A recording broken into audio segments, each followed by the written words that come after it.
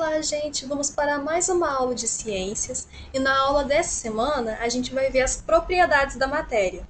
Essa aula corresponde à semana 2 do PET 3 de ciências do sexto ano. O que é matéria? Matéria é tudo aquilo que ocupa espaço. Ela pode ser um lápis sólido, né? Ela pode ser um líquido, como um suco de laranja.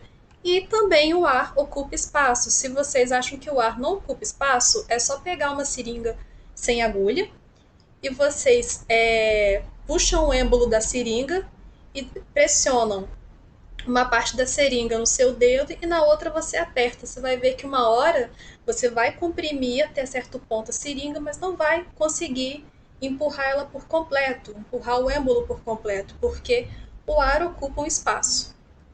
E nós também temos o corpo, que é uma porção limitada da matéria.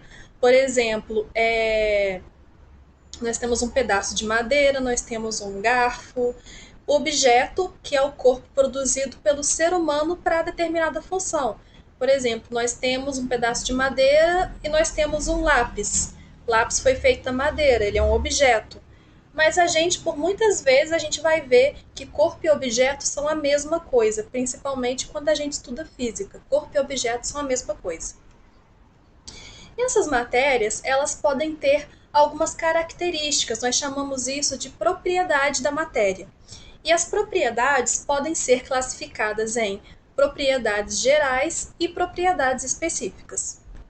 As propriedades gerais da matéria, elas são comuns a todo tipo de matéria, independente da substância da qual a matéria é constituída. Então, ela não serve para poder diferenciar uma matéria da outra, porque ela está presente em todas elas. Por exemplo, vamos começar pela massa. A massa é a quantidade de matéria em um corpo. E geralmente a gente vai ver a massa sendo dada em gramas, miligramas ou quilos. Aqui, por exemplo, nós temos uma balança, né, que está desigual, porque de um lado nós temos 350 gramas, né, 2 maçãs e uma pera, e do outro lado a gente tem 100 gramas, que é só uma maçã. Nós também temos o volume, que é a propriedade da matéria de ocupar um lugar no espaço. E geralmente o volume ele é dado em litro, mililitro ou centímetro cúbico. E nós também temos outras características, como a impenetrabilidade, que é a característica da matéria na qual dois corpos não podem ocupar ao mesmo tempo o mesmo lugar no espaço. Nós temos a elasticidade, que é a propriedade que a matéria tem de retomar a seu volume inicial. Por exemplo, quando a gente pega um elástico de escritório e a gente estica ele, quando a gente solta, ele vai voltar a seu tamanho original. Eventualmente ele vai perdendo essa propriedade, ele vai ficando gasto, né? Vai ficando esticado, mas ele tende a voltar no seu volume inicial. E nós também temos a compressibilidade, que é a propriedade da matéria em reduzir seu volume quando sujeita a tensões. Por exemplo, uma esponja de banho, quando a gente aperta ela muito, ela fica em um volume menor, né? Ela fica toda pequenininha e depois, aos poucos, ela vai voltando ao tamanho dela. E nós também temos a divisibilidade, que é a divisão da matéria em porções cada vez menores. Por exemplo, aqui nós temos a água, e nós podemos dividir a água em gotas, e nós podemos analisar as moléculas de água, e por fim nós temos os átomos de hidrogênio e oxigênio, que compõem a água. E agora nós temos as propriedades específicas. Elas são próprias para cada tipo de matéria e elas permitem a gente diferenciar uma matéria da outra. Nós temos 3 tipos de propriedades específicas: as organolépticas, as físicas e as químicas.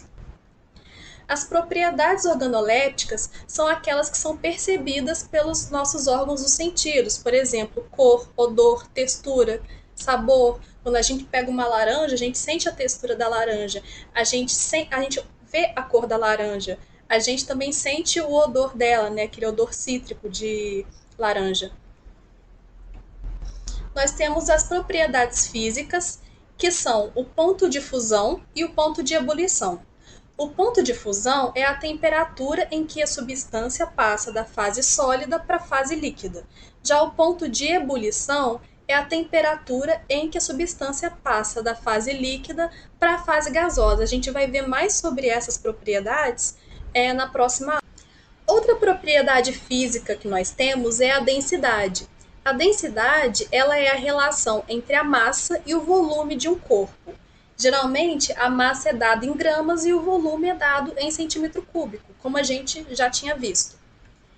E aqui nós temos a fórmula da densidade. A fórmula é densidade é igual a massa dividido por volume, ou D é igual a M dividido por V. E aqui temos um exemplo do cálculo da densidade. Por exemplo, a gente sabe, que água e óleo não se misturam.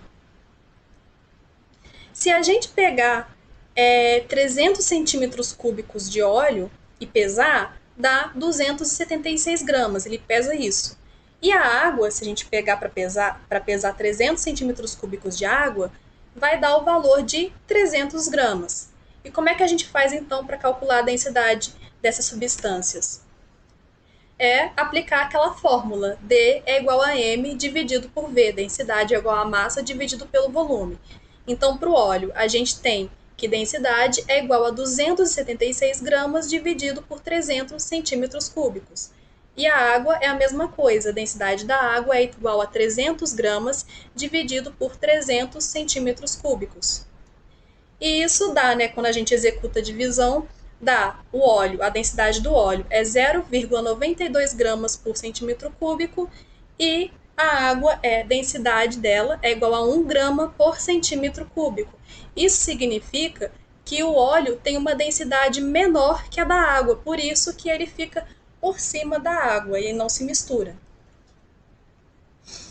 E a gente não precisa calcular a densidade de toda substância que a gente quer saber. Porque se a gente pesquisar em livros ou na própria internet, a gente encontra essa informação, a gente sabe qual é a substância e qual densidade que ela tem. Nesse quadro aqui, a gente vê que a densidade da água é 0,997 gramas por centímetro cúbico. Ué, mas a gente calculou aqui 1 grama, Por que tem essa diferença de 0,003? Isso acontece porque a temperatura influencia no cálculo da densidade. Aqui, eu usei esse exemplo, eu peguei um exemplo de um livro. Provavelmente ele era a água a 25 graus e o óleo aqui a 25 graus também. Já aqui, provavelmente, pode ter sido água a 22 graus ou 21 graus. Então, tem essa variação de temperatura também. E nós temos, por fim, as propriedades químicas, que são responsáveis pelos tipos de transformação que cada substância é capaz de sofrer. E elas podem ser reações ou transformações químicas. Como um exemplo de reação química, a gente tem quando o ferro entra em contato com o oxigênio e a umidade do ar, fazendo com que ele sofra oxidação, então forma a ferrugem. E também quando uma vela está acesa, queimando, ocorre a combustão, que é uma transformação química. E o que a gente viu hoje, então? A gente viu que os materiais possuem propriedades gerais de massa, volume, impenetrabilidade, compressibilidade, divisibilidade, dentre outras. E a gente viu também as propriedades específicas dos materiais, que são as propriedades físicas, químicas e organolépticas. Na próxima aula, a gente vai ver os estados físicos da matéria. Até a próxima!